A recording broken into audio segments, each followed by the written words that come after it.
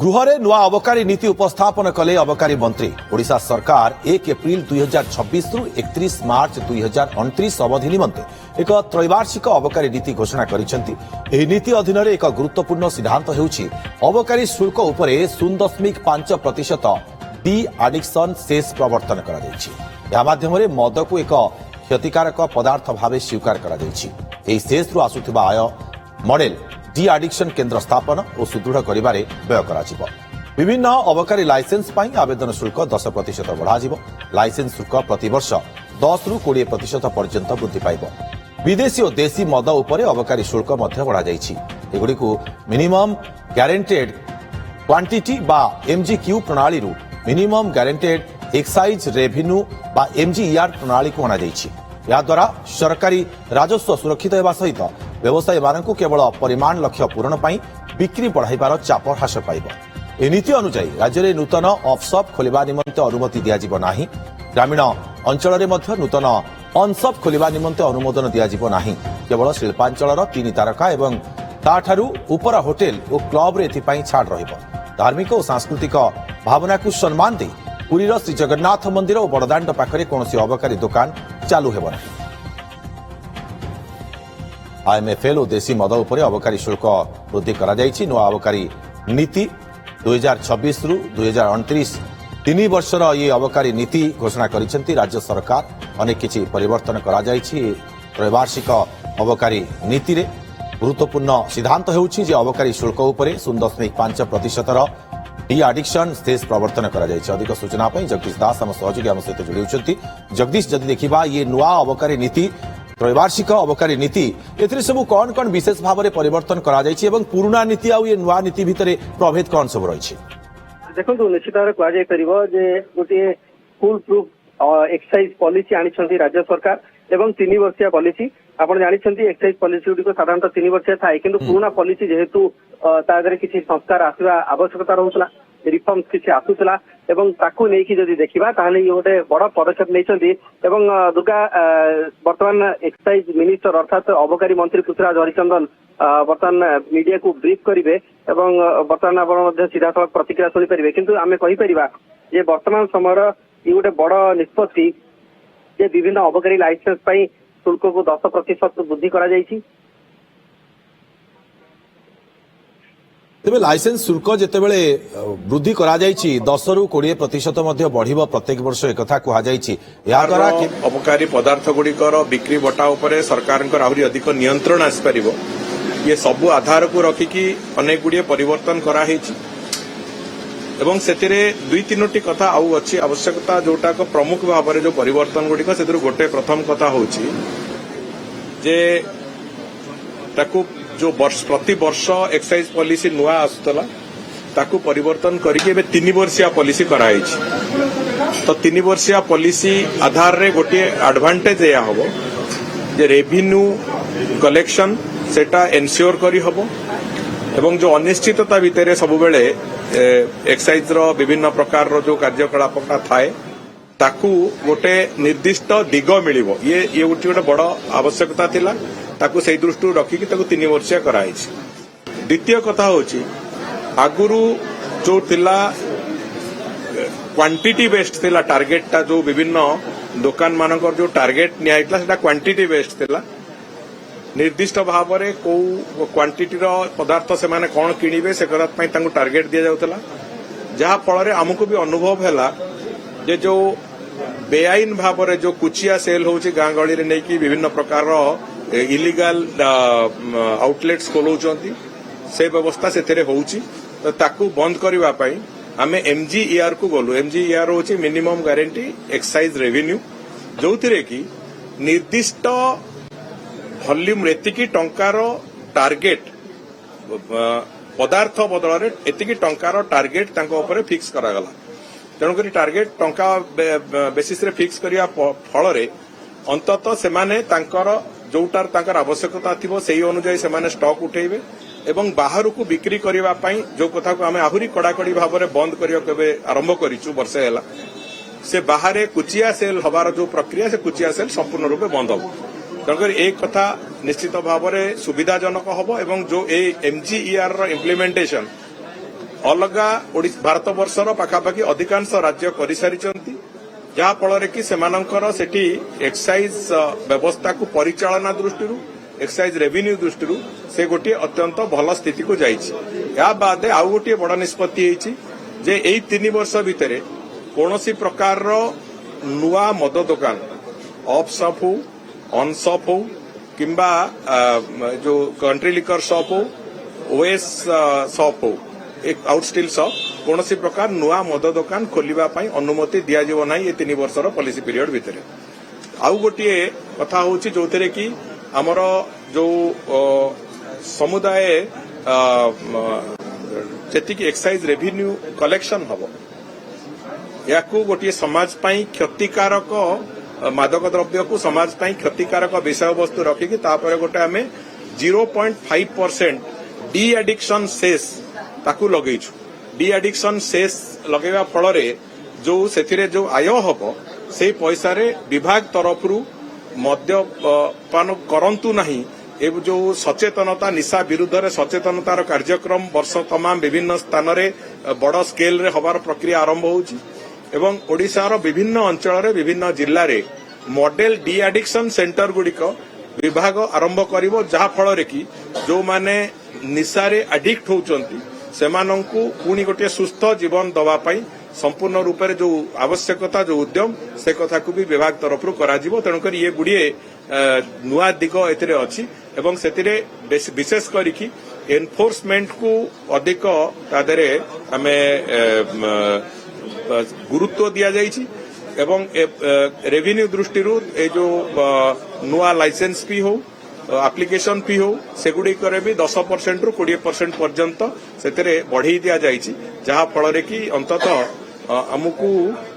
राजस्व जोटा आसवा कथा से आसब एवं आम नुआ दुकान खोलिबार कौन आवश्यकता नथिबो एवं नुआ दुकान खोला जीवन ही ये 3 वर्ष भितर से कथार निष्पत्ति भी देखो बड़दाण्ड श्रीजगन्नाथ मंदिर चारि पार्श्व एवं बड़दाण्ड एठी मद दुकान खोलिबो नाही बोली आगुरु आमे घोषणा करतिलु किंतु एथर पॉलिसी रे भी आमे से कथा आणुछु एवं कोनोसी मते जदि केही भी से भलिया कोनोसी जगह रे तार व्यवहार करिवो सेटा अवैध अनैतिक घोषणा हबो एवं तांकु तुरंत गिरफ्त करा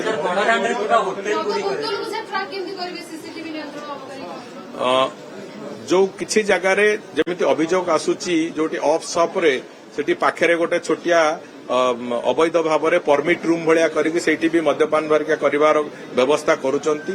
एवं किसी जगह भी दुकानी माने अलाउ करुचंती से सबु कथा को नियंत्रण को पूरा निया जिबा पई से सबु जगह रे रिटेल आउटलेट हमर जो वेयर हाउस टू आरंभ करके रिटेल आउटलेट पर्यंत समस्त कथा को सीसीटीवी रो नियंत्रण रे अणा होउची तेणुकर सीसीटीवी नियंत्रण आनिबा फल रे जहा डॉटेड लाइन अछि जो धारा रे से माने तांकर कार्यकलाप करिबा कथा आउटलेट माने से माने रिटेलर माने ता बाहर को गले रिटेल लाइसेंस कैंसल हवा पर्यंत भी तांको दंड विधान करा जिवो। होम डिलीवरी भी बंद कराई से दृष्टिकोण जे आमे निशार प्रसार कंप्लीटली एनफोर्समेंट रो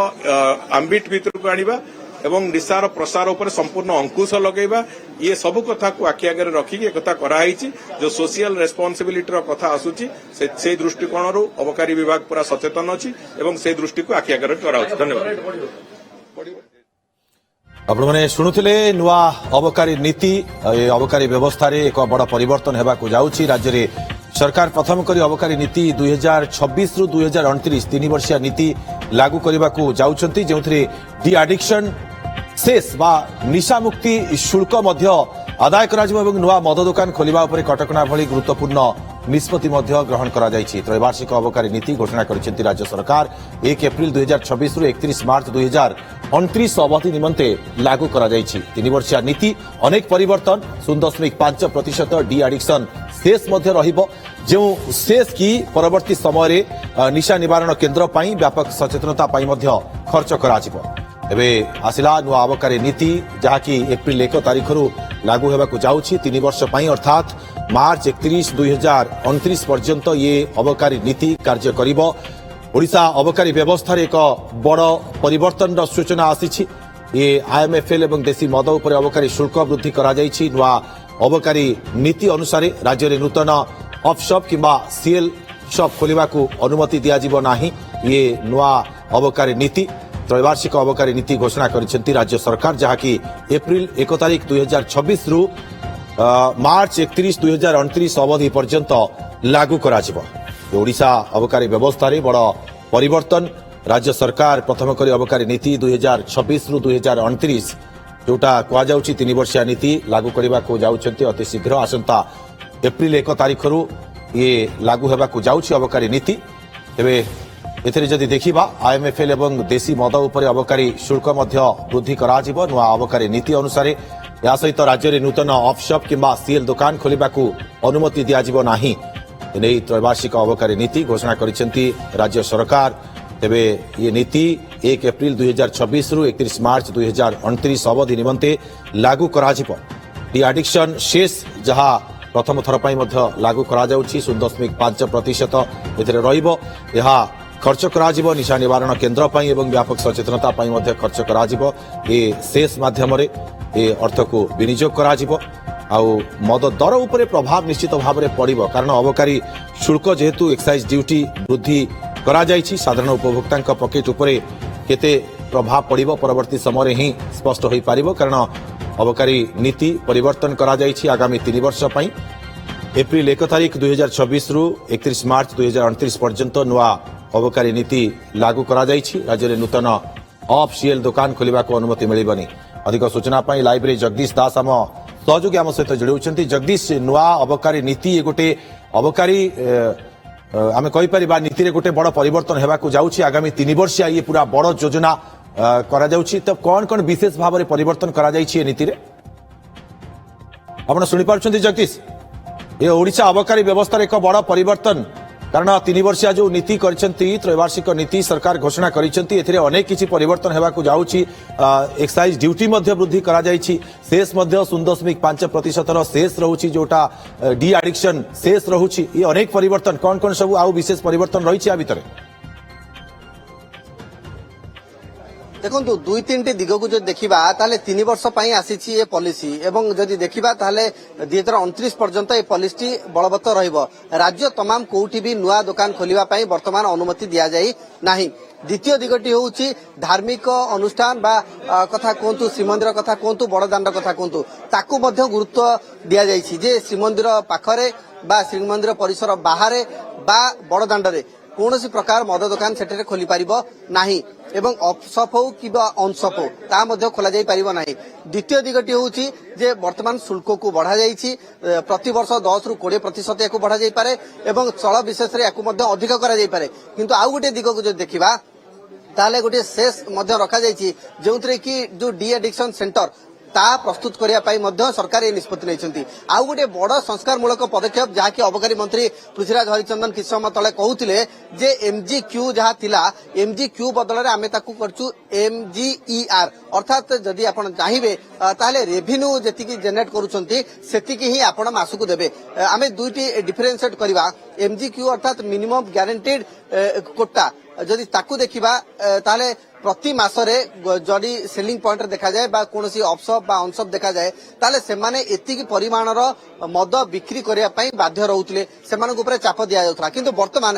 ताकू बंद कर दिया जाइछि से व्यवस्था को बंद कर दिया जाइछि वर्तमान मिनिमम गारंटी रेवेन्यू स्कीम लागू करा जाइछि अर्थात आपण रेवेन्यू सेतिकी देई परिबे धर मासुक आपण रेवेन्यू जेतिकी दबा कथा 50 लाख कि 60 लाख सेतिकी जदि रेवेन्यू दउछंती ताहाले कोनोसी खिलाफ हेबो नाही किंतु पूर्वरु जेहेतु गोटे कोटा उठेबा सिस्टम रहउतला तेनु करी तांको ऊपर मध्य बा सेल पॉइंट जल्दी जेहेतु एक्साइज ड्यूटी बढ़िबो या पर उपभोक्ता पॉकेट को केमिति बाधिबो एवं जदि आमे कहिबा जे ये दर वृद्धि केते हेबार संभावना रहउछि मद ऊपर विशेष भाव में देखो मद को आपण कहि परिबे नाही जे या गोटे अत्यावश्यक सामग्री तेणु करी पॉकेट को बाधिबो से कथा तो कुआ जाई न पारे किंतु गोटे कथा कुआ जाई परिबो जे जेहेतु एहा एक शौकीन आइटम तेणु करी जो माने यार शौकीन भाव जगदीश बाधिबो जदियो कुआ जाई पारिबोनी किंतु एति प्रभाव तो निश्चित भाव में पड़िबो जो माने उपभोक्ता अछंती मदर ଦେଖନ୍ତୁ ଆମେ ଯଦି ସେ ଦିଗଟିକୁ ଆଲୋଚନା କରିବା ତାହେଲେ ୟାର ଅନେକ କୁପ୍ରଭାବ ମଧ୍ୟ ରହିଛି ତେଣୁକରି ରାଜ୍ୟ ସରକାର ଏ ଦିଗକୁ ବେଶୀ ଗୁରୁତ୍ୱ ଦଉଛନ୍ତି ଯେ କିଭଳି ନିଶା ନିବାରଣ କେନ୍ଦ୍ର କରାଯାଇ ପାରିବ ଯୋଉଥିପାଇଁ ଅନେକ ସେସ୍ ବ୍ୟବସ୍ଥା ମଧ୍ୟ କରାଯାଇଛି। ନିଶା ନିବାରଣ କେନ୍ଦ୍ର କୋଉଠୁ ହବ ନା ଯେତେବେଳେ ଆପଣ ମଦ୍ୟ କ୍ରୟ କରୁଛନ୍ତି ସେଠାରେ ସେମାନଙ୍କୁ ମଧ୍ୟ ଦିଆଯାଉଛି ଯେ ସେଇ ପଇସାରୁ ହିଁ ଆପଣ ନିଶା ନିବାରଣ କେନ୍ଦ୍ର କରାଯାଉଛି ବା ଡି ଆଡିକ୍ସନ ସେଣ୍ଟର କରାଯିବ। ନିଶ୍ଚିତ ଭାବରେ ଫଳରେ କି ଜଗଦୀଶ ସଚେତନତା ବାର୍ତ୍ତା ବଢାଯିବ। ଗୁରୁତ୍ୱପୂର୍ଣ୍ଣ ନିଷ୍ପତ୍ତି ଅବକାରୀ ବିଭାଗରେ ଏକ ବଡ଼ ପରିବର୍ତ୍ତନ ହେବାକୁ ଯାଉଛି ଅବକାରୀ ନୀତିରେ। ବହୁତ ବହୁତ ଧନ୍ୟବାଦ ଆପଣଙ୍କୁ ତମାମ ସୂଚନା ଏବଂ ଆଲୋଚନା ପାଇଁ।